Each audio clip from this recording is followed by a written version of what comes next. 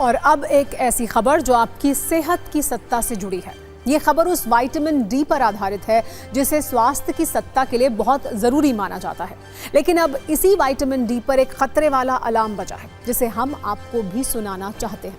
हाल ही में Indian council of research on international economics relations ने एक संस्था के साथ मिलकर देश में विटामिन डी की स्थिति पर एक रिसर्च की और उसमें जो तथ्य सामने आए उस पर हमने आपके लिए सत्ता का विटामिन डी वाला एक चिंता कार्ड तैयार किया है। इस रिसर्च के अनुसार भारत में हर 5वें व्यक्ति में विटामिन डी की कमी है और मुमकिन है इस लिस्ट में आप भी शामिल हों। स्टडी के दौरान विटामिन डी की सबसे खराब स्थिति भारत के पूर्वी राज्यों में पाई गई। आंकड़ों के अनुसार पूर्वी भारत में रहने वाले 39% लोगों में विटामिन डी की कमी मिली है। दूसरी जरूरी बात यह है कि महिलाओं में विटामिन डी की कमी पुरुषों की तुलना में ज्यादा है। इसके अलावा एक स्टडी के दौरान यह भी पता चला है कि ग्रामीण क्षेत्रों की तुलना में शहरी इलाकों में विटामिन डी को लेकर स्थिति ज्यादा गंभीर है। लेकिन इस रिसर्च में एक और चौंकाने वाला दावा किया गया है और वो यह है कि विटामिन डी की कमी की वजह से सिर्फ थकान और दर्द जैसी दिक्कत नहीं होती बल्कि कई जानलेवा बीमारियां भी हो सकती हैं। वैसे हमारे बहुत सारे न्यूज मित्र ये सोच रहे होंगे कि शरीर में विटामिन डी को बढ़ाने का सबसे अच्छा उपाय गोलियां खाना है। हफ्ते में एक गोली खाई और समस्या खत्म। लेकिन इसमें एक चिंता की बात और है। विटामिन डी की कमी तो खतरनाक है ही, लेकिन जरूरत से ज्यादा विटामिन डी की गोलियां खाना उससे भी ज्यादा हानिकारक है। दरअसल विटामिन डी अगर शरीर में कम हो तो इससे हड्डियां कमजोर होने लगती हैं, थकान और कमजोरी महसूस होने लगती है और मांसपेशियों में भी दर्द रहने लगता है। इसके अलावा लंबे वक्त तक विटामिन डी कम होने से डायबिटीज और कुछ प्रकार के कैंसर का रिस्क भी होता है। हो सकता है हमारे कई न्यूज मित्रों को भी थकान और दर्द जैसी दिक्कत महसूस होती होगी और वो विटामिन डी की गोलियां खा रहे होंगे। लेकिन कई लोग ऐसे भी हैं जो बिना किसी डॉक्टर की सलाह के विटामिन डी की गोलियां और सप्लीमेंट लेने लगते हैं और ये लापरवाही आपको बहुत बीमार बना सकती है। अगर कोई व्यक्ति जरूरत से ज्यादा विटामिन डी की गोलियों का सेवन करता है तो उसे ब्लड प्रेशर की समस्या हो सकती है, सिर दर्द की दिक्कत हो सकती है, पेट से जुड़ी बीमारियों का रिस्क है, डायरिया की शिकायत, कैल्शियम का बढ़ना और किडनी में स्टोन भी होने का खतरा है। इसके अलावा बार बार यूरिन आना, ब्रेन को नुकसान और कैल्शियम बहुत ज्यादा होने से हार्ट में ब्लॉकेज का भी रिस्क है। वैसे कुछ वर्ष पहले विटामिन डी की कमी को लेकर एक स्टडी भी की गई थी जिसमें बताया गया था कि भारत में बहुत बड़ा वर्ग ऐसा है जो विटामिन डी की कमी से जूझ रहा है।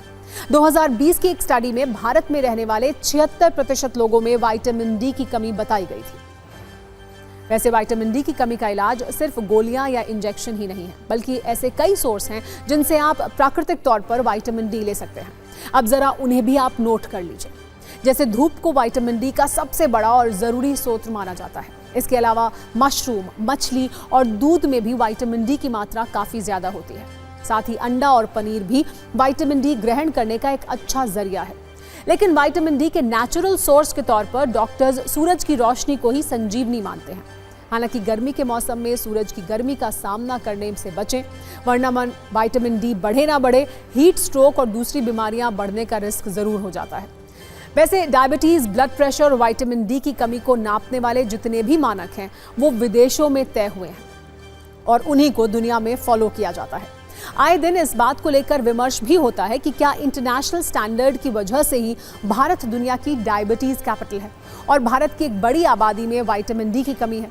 ऐसी बीमारियों को तय करने का पैमाना क्या हो, इसके लिए अब भारतीय मानक भी बनाने की चर्चा हो रही है। लेकिन विटामिन डी की कमी वाले नए अलार्म पर हेल्थ एक्सपर्ट्स ने कुछ जरूरी टिप्स नोट करने के लिए दिए हैं।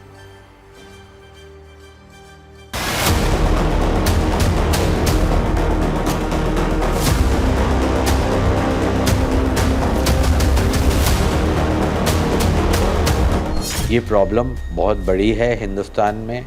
अनफॉर्चुनेटली जहाँ इतना ज़्यादा सूरज है फिर भी विटामिन डी की डेफिशिएंसी के बहुत ज़्यादा पेशेंट्स हैं और ये एक प्रॉपर प्लानिंग से इसके बारे में कुछ सोचना चाहिए। हमें अपने सूरज का फ़ायदा उठाना चाहिए और जितना हो सके बाहर आउटडोर एक्टिविटीज़ को बढ़ाना चाहिए। That is one reason, because सूरज एक सबसे बड़ा सोर्स है विटामिन डी का, तो उसका फ़ायदा उठाना चाहिए। उसके अलावा अपनी डाइट को हमें बेटर करना पड़ेगा जिसमें विटामिन डी की तादाद ज़्यादा हो, यानी कि मिल्क और मिल्क प्रोडक्ट्स ज़्यादा लेने चाहिए जिसमें विटामिन डी की संख्या ज़्यादा होती है, और जल्दी टेस्ट करवा लेना चाहिए। अगर ज़रा भी शक हो तो टेस्ट करा लेना चाहिए, और अगर कमी निकलती है तो फिर प्रॉपर मेडिकेशन लेनी चाहिए।